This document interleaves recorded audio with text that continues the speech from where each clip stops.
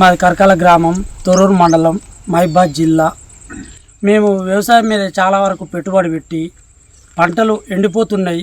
మాకు దాన్ని బయ్యన్న వాగు, ఏటి వాగు ద్వారా మేము నీళ్ళను ఆసరాగా చేసుకొని 8 ఎకరాల పంట పొలం సాగు చేయడం జరిగింది.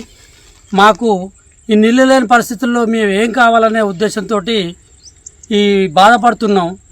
మాకు దయచేసి స్థానికటువంటి ఎమ్మెల్యే గారు శశిధర్ రెడ్డి గారు కూడా స్పందించి మా కరకాల గ్రామ రైతులు కాకుండా పక్క గ్రామ రైతులతో సహా కూడా అందరూ బాధపడుతున్నారు.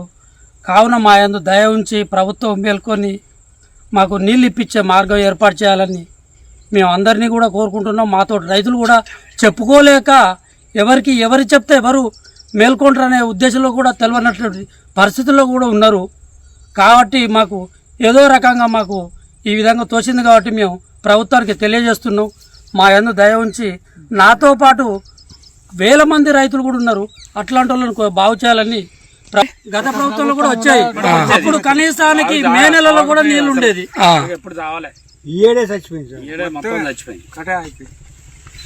సార్ ఇంతవరకు కావాలి మంచిగా పంటలు అన్నీ ఇప్పుడు ఇదే ఈ ఏరియాలో ఇప్పుడు మనం నిలబడిపోతుంది మొత్తం ఏం లేకుండా.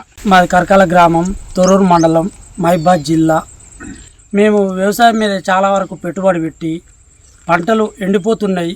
మాకు దాన్ని బయ్యన్న వాగు, ఏటి వాగు ద్వారా మేము నీళ్ళను ఆసరాగా చేసుకొని 8 ఎకరాల పంట పొలం సాగు చేయడం జరిగింది.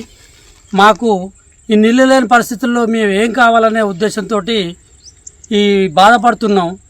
మాకు దయచేసి స్థానికటువంటి ఎమ్మెల్యే గారు శశిధర్ రెడ్డి గారు కూడా స్పందించి మా కరకాల గ్రామ రైతులు కాకుండా పక్క గ్రామ రైతులతో సహా కూడా అందరూ బాధపడుతున్నారు. కావున మా యందు దయ ఉంచి ప్రభుత్వం మేల్కొని మాకు నీళ్ళు ఇప్పించే మార్గం ఏర్పాటు చేయాలని మేము అందరినీ కూడా కోరుకుంటున్నాం. మాతో రైతులు కూడా చెప్పుకోలేక ఎవరు చెప్తే ఎవరు మేల్కొంటారనే ఉద్దేశంలో కూడా తెలియనటువంటి పరిస్థితుల్లో కూడా ఉన్నారు. కాబట్టి మాకు ఏదో రకంగా మాకు ఈ విధంగా తోచింది కాబట్టి మేము ప్రభుత్వానికి తెలియజేస్తున్నాం.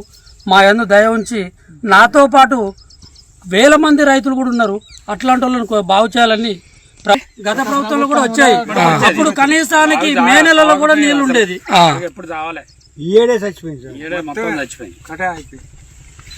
సార్ ఇంతవరకు కావాలి మంచిగా పంటలు అన్నీ ఇప్పుడు ఇదే ఈ ఏరియాలో ఇప్పుడు మనం నిలబడిపోతుంది మొత్తం ఏం లేకుండా.